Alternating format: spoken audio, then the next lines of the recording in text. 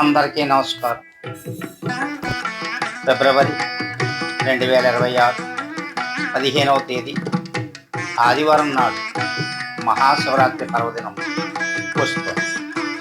ఆ సందర్భంగా నేటి నుంచి శివభక్తుల కథలు మీకు వినిపిస్తాను. శివయ్యపై కోప్పడి దెబ్బలాడి అలిగి మరీ పాలు తాగించిన పసిపిల్ల గొడగూచి కథ. గొడగూచిని తనలో ఐక్యం చేసుకున్న శివయ్య ఈ మహిమాన్వితమైన కథ వింటే జన్మ ధరిస్తుంది. శివునికి బోళాశంకరుడని, భక్తవ శంకరుడని బిరుదులు ఉన్నాయి.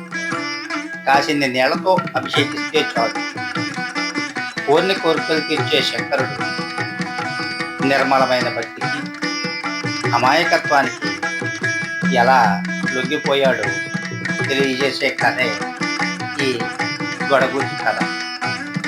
పూర్వం ఒక ఊళ్ళో శివదేవుడు అనే గృహస్థుడు ఉండేవాడు. అతడు మహాశివభక్తుడు. ప్రతిరోజు తన ఊళ్ళో ఉన్న శివాలయానికి వెళ్ళేవాడు.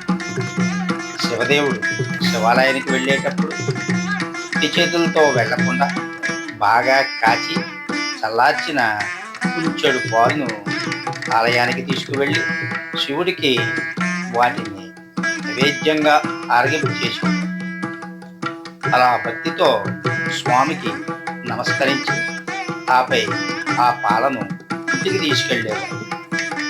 ఇలా పరమ నిష్ఠాగరిష్టతతో ప్రతిదినం కుంచెడు పాలను శివుడికి ఆరగింపు చేసి ఒకరోజు అనుకోకుండా శివదేవునికి భార్యతో కలిసి పొరుగురు వెళ్లాల్సిన పని పడింది. దాంతో తాను శివుడికి పాలనని నివేదించేది ఎలాగా అని ఆలోచించాడు. ఇంట్లో అందరికన్నా చిన్నదైన కూతుర్ని పిలిచి, పాప, మీ అమ్మ నేను పని మీద ఊరికి వెళుతున్నాం. మేము ఊరు నుంచి తిరిగి వచ్చేదాకా ఇంటి దగ్గరనే జాగ్రత్తగా ఉండు. ఇంకొక ముఖ్యమైన పని కూడా నువ్వు చెయ్యాలి. అది ఏమిటంటే, మనం రోజు శివాలయంలో శివునికి పాలను ఆరగింపు చేస్తాం. ఆ పనిని మానకుండా నువ్వు నిష్టగా చేయాలి. కాచి చల్లార్చిన మంచి గోవు పాలను కుంచెడు కొలిచి ఒక పాత్రలో పోసుకుని గుడికి వెళ్ళు. అక్కడ స్వామికి ఆ పాలను ఆరగింపు చేయి. వెళతావు కదూ, ఇది మన నియమం తల్లి, వ్యర్థం కానీయకు అంటూ చెప్పాడు. ఆటలని పాటలని అటు ఇటు పరిగెత్తకుండా, స్నేహితులతో తిరగకుండా ఇంటి పట్టునే ఉండి నే చెప్పిన పని చేయమ్మా, మర్చిపోవద్దు, మా బంగారం కదూ అని గడ్డం పట్టుకుని మరీ బతిమిలాడి గుడికి వెళ్ళే పనిని పాపకు అప్పగించాడు శివదేవుడు. పాప సరేనంది. శివదేవుడు భార్యతో కలిసి పొరుగురు వెళ్ళిపోయాడు. మరుసటి రోజు పాప చాలా ఉత్సాహంగా ఉల్లాసంగా స్నానాదులు ముగించుకుని మంచి గోపాలను మరగకాచి చల్లార్చి సరిగ్గా కుంచెడు పాలు కొలుచుకుని గిన్నెలో పోసుకుని గిన్నె చేతబట్టుకుని తను కట్టుకున్న పలుచని కొంగును పాల మీద కప్పి సరాసరి గుడికి చేరింది. గర్భాలయంలో కొలువై ఉన్న శివలింగమూర్తి ఎదుట పాలగిన్నెను ఉంచి 2 చేతులెత్తి స్వామికి మొక్కింది. పాలవైపు చేతులు చూపిస్తూ, శివయ్య, ఇవిగో పాలు నీకోసం తెచ్చాను, ఆరగించవయ్యా అని శివుని చూసి చెప్పింది. పాప తాను శివుని ఎదురుగా నిలబడితే ఎలా తాగుతాడు అని కాస్త పక్కకు జరిగి చాటుగా నిలబడింది.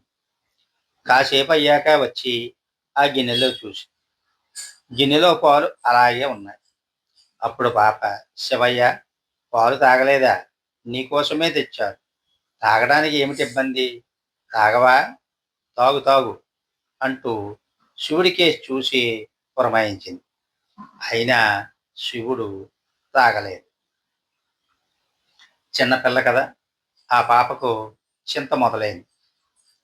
తనలో తానే అమ్మా నాన్న చెప్పినట్లుగానే చేశాను కదా!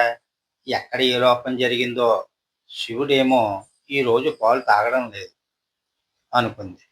దాంతో పాపకి భయం పట్టు. శివుడు పాలు త్రాగకపోతే అమ్మా నాన్నలతో దెబ్బలు తినాల్సి వస్తుంది కదా అనుకుంది. శివుడి వైపు దీనంగా చూస్తూ, పాలెందుకు తాగలేదు? తాగవయ్యా లింగమూర్తి అని ప్రాధేయపడింది.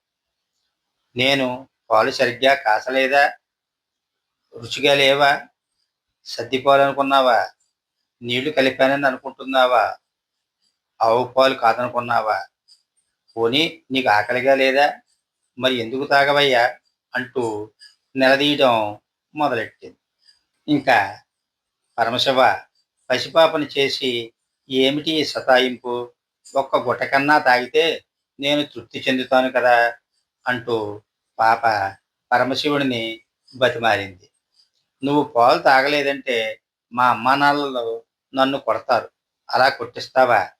నా మీద ప్రేమతోనైనా తాగవా? మా నాయన కదూ, మా శివయ్య కదూ, తాగవయ్యా అంటూ అన్నం తినకుండా మారం చేసే వాళ్ళ తమ్ముడిని వాళ్ళమ్మ ఎలా బుచ్చిగిస్తుందో గుర్తు తెచ్చుకుంటూ మరీ బ్రతమాలసాగింది. చివరగా ఏడుస్తోంది. చివరకు పరమేశ్వరుడు ఆ పాప అమాయకత్వానికి నవ్వుకున్నాడు.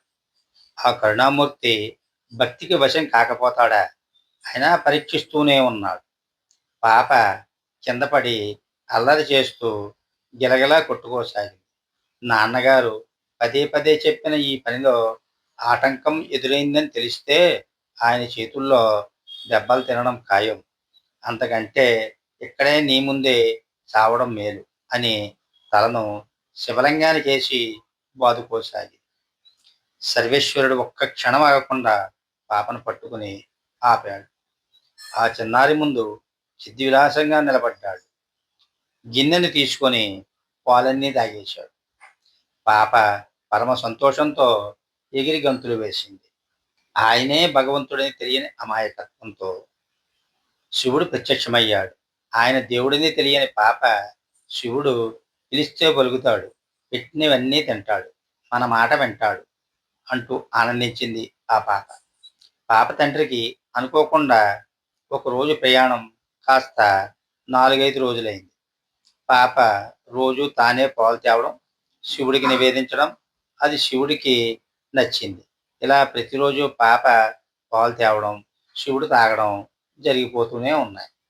ఇక ఊరెళ్ళిన తల్లిదండ్రులు తిరిగి వస్తున్నారు. ఆ సమయంలో పాప పాలను శివుడికి ఆరగింపు పెట్టి ఇంటికి వెళుతూ ఉంది. అమ్మా నాన్నను చూసి ఎగిరి గంతేసింది. ఇంతలో శివదేవుడు పాప చేతిలో పాలగిన్నెని చూశాడు. పాత్రలో పాలు లేవు. ఎక్కడి నుంచి వస్తున్నావు అని సందేహంగా అడిగాడు. పాప గుడిలో శివుడు పాలు తాగిన విషయం చెప్పింది. శివదేవుడు పాప మాటలను నమ్మలేదు. శివుడు పాలు త్రాగడమేంటి? నువ్వు ఏదో అబద్ధం చెబుతున్నావు. శివుడు పేరు చెప్పి నువ్వే తాగేశావా? నిజం చెప్పు. శివుడికి నేను చేసే వ్రతాన్ని నేలపాలు చేశావు కదా అంటూ ఆగ్రహంతో కూతుర్ని అనరాని మాటలు అన్నాడు. ఎంత చెప్పినా పాప మాటలు నమ్మని శివదేవుడు మరునాడు పాప వెంట పరమేశ్వరుని మందిరానికి వెళ్ళాడు. రోజులాగే పాప పాలను శివుని ముందు ఉంచింది. లింగమూర్తి, ఆరగించవయ్యా అని పిలిచింది. స్వామి పలకలేదు. అప్పుడు శివదేవుడికి పట్టరాని కోపం వచ్చింది. రోజు పాలు తాగే శివుడు ఈవేళ తాగలేదు. చూడను కూడా చూడలేదు. కన్న తండ్రినే అబద్ధపు మాటలతో మోసం చేస్తావా? ఎంత శివద్రోహం చేశావే! శివుడికి తెచ్చిన పాలను నువ్వు పొట్టలో పోసుకున్నావా? ముందు నీ పని చెప్తా అంటూ ఆక్రోశంతో పాప మీదకి ఉరికాడు తండ్రి. పాప భయంతో గజగజ వణికిపోయింది. ఎటు వెళ్లాలో తెలియక గట్టిగా ఏడుస్తూ హా లింగ, హా లింగ అంటూ లింగస్వరూపాన్ని గట్టిగా పట్టుకుంది. ఇదిగో నేనున్నాను, భయపడకు అంటూ అత్యంత దయతో మహాలింగమూర్తి పాప మీద వాత్సల్యంతో తన వక్షస్థలాన్ని తెరిచాడు. పాప అందులో చొరబడింది. తండ్రి వెంటపడుతూ ఆ పాప వెంట్రుకలను చిక్కించుకున్నాడు. ఎక్కడికి పోతావే అంటూ లాగబోయాడు. అప్పటికే ఆ పాప శివుడితో ఐక్యమైపోయింది. వెంటనే ఆ దివ్యలింగంలోకి ఆ పాప మాయమైపోయింది. ఎంత నిశ్చలమైన అది ఆ పాప భక్తి, అలాగే అమాయకత్వం. అదే శివుడికి ఇష్టమైంది. అందుకే తండ్రిని కాదని బిడ్డకు దర్శనమిచ్చాడు. తనలో ఐక్యం చేసుకున్నాడు. దానికి ఇంతకన్నా నిదర్శనం ఏముంది? ఆనాటి నుంచి ఆ పాపను గోడగూచి అనే పేరుతో స్తుతించసాగారు. ఇదే నిర్మల భక్తికి, అమాయక భక్తికి తార్కాణమైన గోడగూచి కథ. ఓం నమ శివాయ నమ. ఓం నమ శివాయ నమ. ఓం నమ శివాయ నమ. ఓం నమ శివాయ నమ. ఓం నమ శివాయ నమ. సర్వే జన సుఖినో భవంతు. ఈ వీడియో కానీ మీకు నచ్చినట్లయితే షేర్ చేసి, లైక్ చేసి, సబ్స్క్రైబ్ చేయవలసిందిగా కోరుతున్నాను.